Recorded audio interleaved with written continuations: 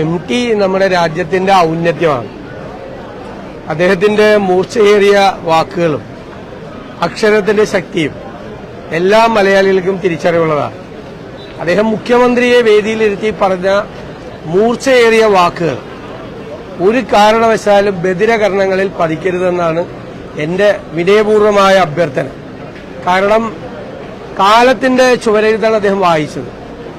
ഈ കാലം ആവശ്യപ്പെടുന്ന കാര്യമാണ് അദ്ദേഹം പറഞ്ഞത്.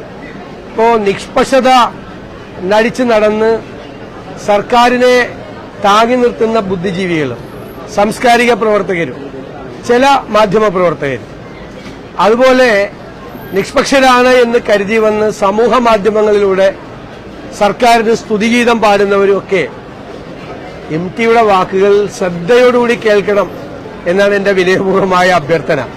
കാരണം ആ വാക്കുകൾ ഏറ്റവും പ്രധാനപ്പെട്ടതാണ്. അധികാരം എങ്ങനെ ദൂഷിപ്പിക്കുന്നു മനുഷ്യനെ, അധികാരം അഹങ്കാരത്തിലേക്കും ധാർഷ്ട്യത്തിലേക്കും എങ്ങനെ പോകുന്നു, പ്രതിഷേധങ്ങളെ ഭയപ്പെടുന്നു, പ്രതിഷേധിക്കാനുള്ള അവകാശത്തെ ഹനിക്കുന്നു, അതിനെ അടിച്ചമർത്തുന്നു, ക്രൂരമായ മർദ്ദന മുറകൾ സംസ്ഥാനത്തെമ്പാടും അഴിച്ചുവിടുന്നു.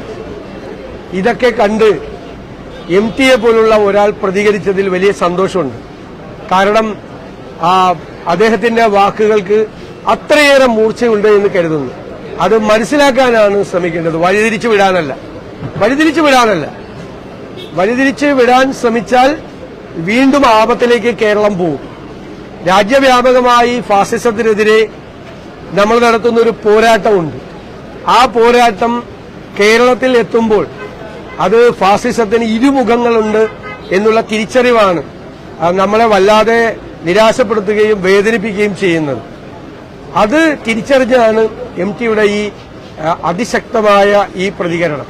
അത് കേരളത്തിന്റെ സാമൂഹ്യ രാഷ്ട്രീയ മണ്ഡലങ്ങളിൽ വലിയ മാറ്റമുണ്ടാക്കാൻ കഴിയട്ടെ എന്നാണ് ഞാൻ പ്രത്യാശിക്കുന്നത്.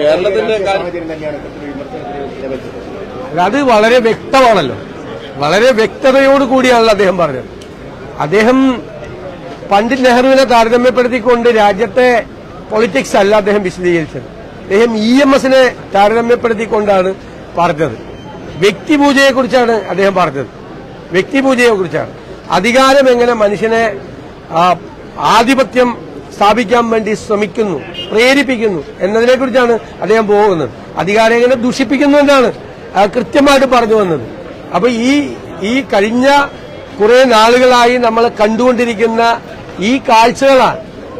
അതിൽ പ്രതികരിക്കാൻ മറന്നുപോയ സാംസ്കാരിക പ്രവർത്തകർക്ക് കൂടിയുള്ള ഒരു വഴിവിളക്കാണ് അദ്ദേഹം കത്തിച്ചു വച്ചു പോയത്.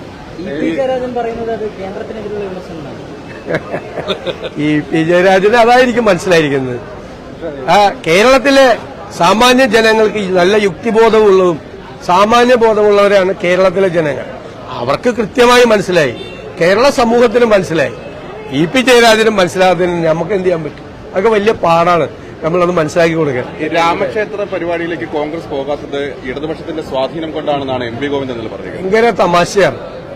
ഈ വർഷത്തെ ഈ പുതുവർഷത്തിലെ ഏറ്റവും വലിയ തമാശയാണ്. കേരളത്തിലെ CPM നേതാക്കന്മാർ പറഞ്ഞതുകൊണ്ടാണ് കോൺഗ്രസ് തീരുമാനം എടുത്തതെന്നൊക്കെ പറയുന്ന അത്രയും വിഡിതം. ഞാൻ ഇന്നലെ പറഞ്ഞു, വിവരക്കേട് സാധാരണ പറയും, ചിലപ്പോൾ നമ്മളെ നാവിൽ നോക്ക് വരും. പക്ഷെ വിവരക്കേട് തുടർച്ചയായി പറയുക എന്നത് MP ഗോവിന്ദൻ ശീലമാക്കി മാറ്റിയിരിക്കുകയാണ്.